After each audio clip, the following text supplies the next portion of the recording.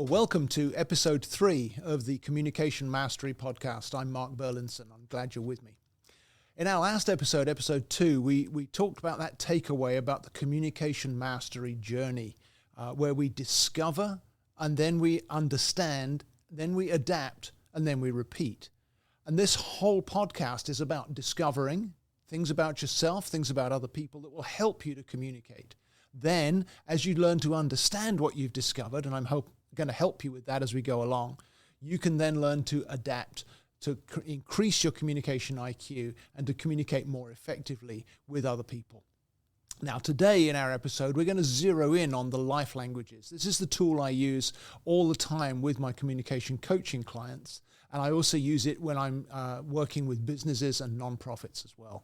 Some of you are listening today because you've seen the value of the life languages. You've taken your profile, or maybe you've done a workshop with me. Some of you haven't, but you can easily take your profile by going to my website, markburlinson.com, just scrolling down a little to the section that says Discover Your Profile. Click on that, and it'll start you off on the process. The link is in the description of the podcast on all of your podcast apps. So the life languages I love because it doesn't put you into a box. It creates this profile that gives you self-awareness, but it also helps you to then bridge to the different profiles of other people, the unique preferences of each one that you're communicating with, or adapting to different settings. And so for each of the 7 life languages, your profile report is going to give you your unique blend of those 7. And it'll focus in on the major characteristics of each language. Because here's the beautiful thing. It's kind of like a rainbow. Each particular language has its own major characteristics, distinct from the other 6 languages. And you can learn to identify, oh, okay, this is what I'm hearing, this is what I'm seeing, and therefore this is the language we're communicating in. Now, you're not limited to one language. We switch easily between the 7, especially if they're high in our profile and we're more fluent in them. That's why we call them life languages. It's a little bit like learning to speak a foreign language. If you speak Spanish or you speak German or you speak whatever, you can switch into that consciously when you need to speak to somebody else for whom it's their native language or their preferred language. It may be more uncomfortable for you, but it's more comfortable for them, and you form connection more easily by speaking the language of the person you want to connect with. So those major characteristics are the headline of your profile report, and you will see how those major characteristics fit with your particular wiring, your particular blend of these 7 wonderful languages. Then each language also has a filter question that it's asking in communication. So, for example, the influencer language would be asking, are we connecting? Are we communicating? And that, of course, is my first language, which is why I love to coach people in communication and to help them connect. I have a lot of skill in that because that's strong in my wiring. It may be less strong for you, but you can still speak that language. But if that filter question isn't being answered, then we need to recognize there's going to be a challenge to the communication, and we can figure out how to address that. Tell you more about that in a little while. So if that filter question is answered, then our communication is effective in that language that we're speaking at the time. Then each language also has a need from others. So if we're going to communicate, that's a two-way process. It's a two-way street, and we need to be able to answer the filter question. So the need from others for connectedness and the filter question of are we communicating go hand in hand for that influencer language I was speaking about. The other 6 languages are different. The mover language, for example, is all about your motives and your innovation and that kind of stuff. And so each language has that filter question that needs to be answered and the unique need from others. And if we meet those, then the communication works. There's only 7, so it's easy to learn them, and that's how we help people become communication masters, to increase their communication IQ and to grow their communication skills. 2 more things that the profile will show you about each of your 7 languages. There's a passion that each language carries. For example, the contemplator language has a passion to know and to discover, to dig deep. And the responder language has a passion to care and to protect others and to focus in on need and where they can make a difference. They kind of wrap themselves around a situation or a circumstance until there's a resolution. Each language has a different passion and also a character strength.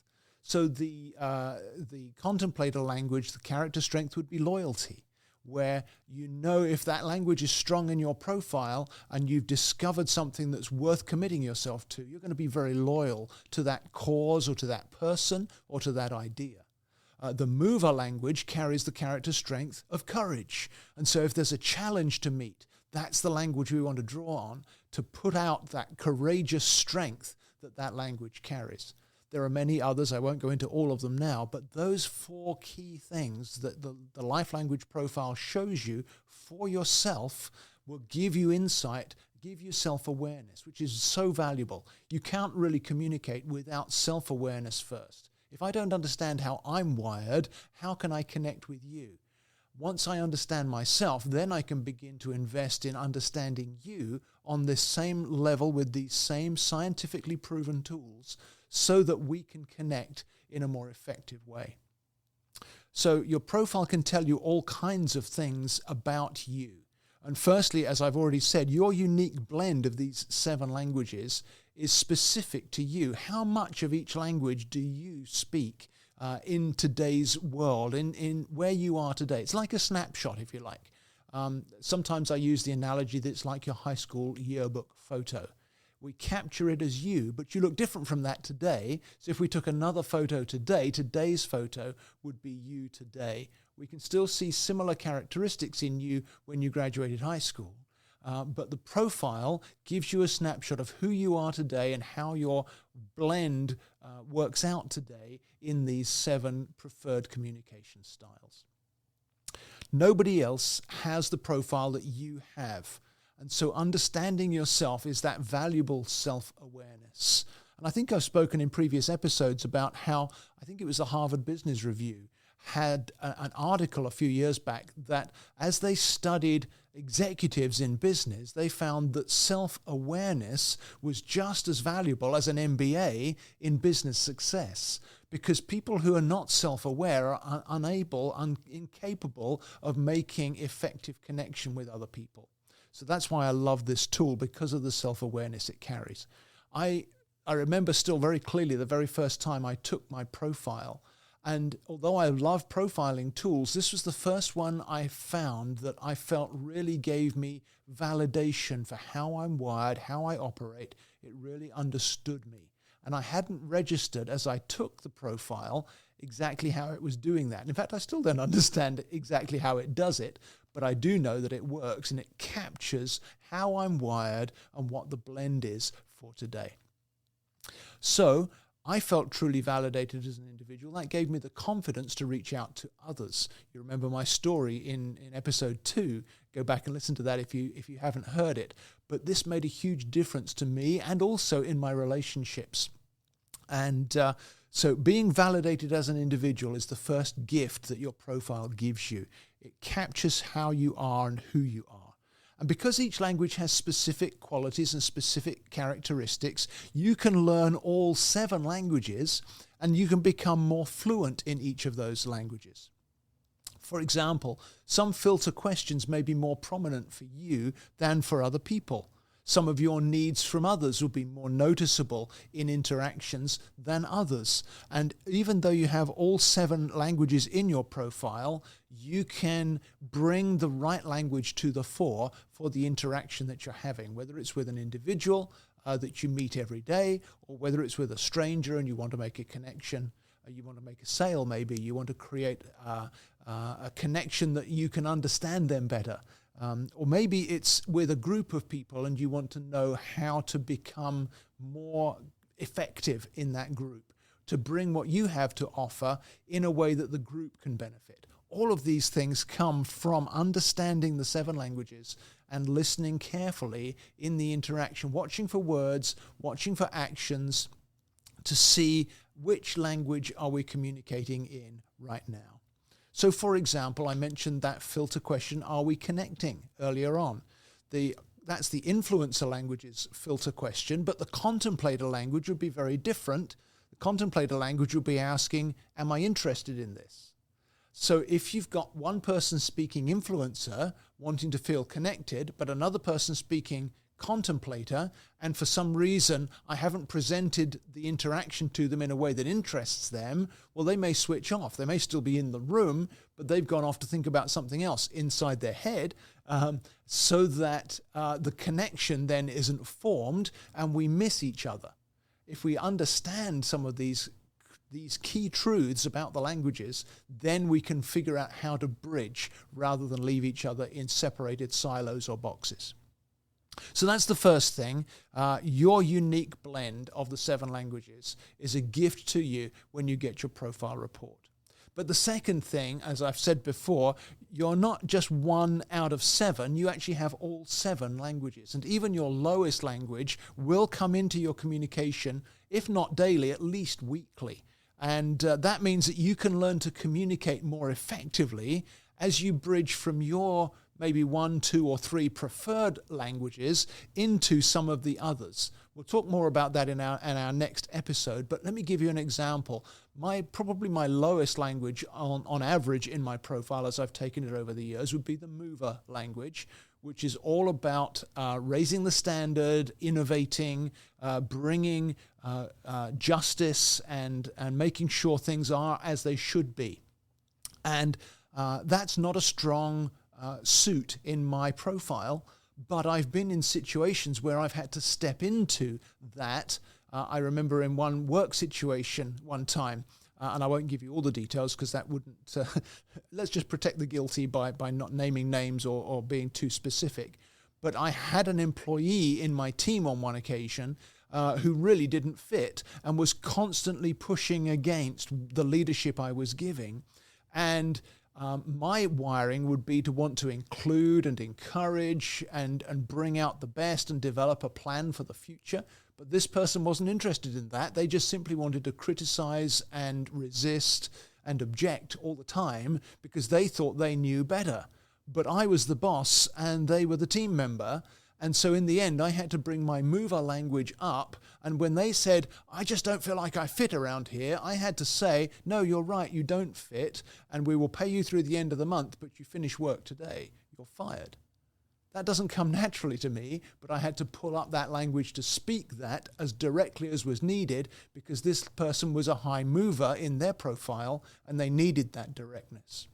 It's a skill that I've gradually developed over time, and I love to train other people and coach other people in how to grow that skill because it makes you more effective in every setting to be able to speak all 7 languages where appropriate. So that's the second thing. You can bridge with your own self-awareness to someone else's need, whether you know their profile or not. Thirdly, you get a preferred communication sequence when you look at the order of your languages. Some of us think first before we act. Others of us operate more from feelings first. Other people are far more action-oriented. And you go through a sort of sequence that's related to your language order, your language profile. So for me, with my language profile, I tend to feel, then think, then feel again before I act. And then I'll think and act again later on in the process, because that's the way my 7 languages fit together in my profile. You can do the same with your profile by recognizing what we call the intelligence categories of the languages and seeing those in order. It's a great piece of insight that I tend to approach life through feeling and thinking and then feeling again. Yours will be different. You may be somebody who thinks and then thinks and then thinks. I have clients who their language orders, their intelligence categories come literally in that kind of order. I had a client the other week who was action and action before they had thinking. And they were constantly finding that when they got to thinking, some of their action wasn't so helpful. And they're like, oh, this will help me in future because now if I learn to pull up some of those thinking languages alongside the action, then I'll be more effective. So fourthly, you can begin to identify when one or more of your languages moves into distress. Distress is what happens when your filter question isn't being answered, or your need from others isn't being met, or the passion that language that you're preferring, if that passion isn't being valued or validated or made room for, or your character strength isn't being exercised or recognized, all of those things tend to empty your communication tank, if you like. And because each language has those four specific needs and those specific patterns, if those don't get answered, if those don't get met, then we get into distress. And there are predictable and recognizable distress patterns in each of the languages. So again, particularly for my higher languages, I've learned to recognize what happens when I get into distress. Then I can identify, oh, it's this language in my profile that's in distress, and now I know what to do about it, because then I answer the filter question and I meet the need from others, and I look to express that passion in some fresh way, or to bring that character strength to bear that then refills the tank. And so if I can recognize distress in others, that's often the first place I go to figure out which language is their preferred communication in our interaction. Because each of the specific strengths and passions it has to be fulfilled if the communication is to be effective. Now, sadly, distress is the commonest way to identify the languages, because we haven't achieved communication mastery yet. Unintentionally, we drain our communication of the life that it's supposed to have, because we don't understand the science that's built into this. We haven't learned these key facts for these 7 unique languages that go into our profile. So if you learn to identify distress in yourself quickly, that'll help you to move back into healthy communication. But then you begin to grow your ability to identify distress in others as well. And that is an invitation to help. You have to train yourself to see it that way, because normally when you see distress in another, our reaction is like this, isn't it? We tend to push back against that, or we tend to avoid that and move away from that person. But actually, I've learned to see distress in another person as an invitation to help. If I can figure out which language it is, I can speak through their filter question to meet their need from others. I can validate the passion that they carry. It may not be the passion we need right now, but if I validate the passion they have, it helps them to move out of distress and back into healthy communication. You can be beneficial to so many people if you develop that skill. We need that so much in our world today, don't we? It's a very powerful benefit. It's helped a lot of people that I've coached as well. And we'll talk about distress in more detail in a future episode. There's a lot more to discover in your profile, especially if you upgrade to the full professional profile with the communication indicators, but that's probably plenty for today's episode to understand that there's those 4 key things that we can learn for the 7 languages that can make you up to 100% more effective in your communication, especially if you add in recognizing distress as well. So let me give you today's takeaway from this episode. It's a simple little phrase, but it's a very powerful one. You don't know what you don't know. Let me say that again. You don't know what you don't know. Some of the life-giving truths that your Life Languages profile report can reveal to you are not obvious to you at this point. As you read it, you'll have aha moments of, oh yeah, that's why I'm this way, or that's why this works, or that doesn't. All of that kind of approach. And it'll be really valuable to you in whatever setting you find yourself in. But that also explains why I coach, why I love to do this, because I love to help people discover more about themselves. I love to help them grow in their ability to connect with other people. So I'd love to hear your feedback on today's episode. What struck you? What did you hear? What helped you? And you can go to my website, markburlinson.com, just click on the contact form and give me your feedback there. I'd love to hear from you what you'd like to hear about in future episodes of this podcast. And remember, you can also discover your profile on my website. Just scroll down to Discover Your Profile, click that button, and it'll lead you through. When you take your profile, let me give you this. Answer the questions as they apply to you most of the time in most settings. Then the feedback that the profile report gives you will be most beneficial to you. If there's difficulty or challenge in some area of your life, try to put that to one side as you answer the questions and answer what's true for you when life's going well, when you feel comfortable, what's true for you most of the time. Because then you won't get a distorted result out of one specific situation or one specific challenge. Then you'll find that self-awareness you get will be very valuable to you as we develop communication mastery together. So that's it for this episode. I look forward to seeing you again soon.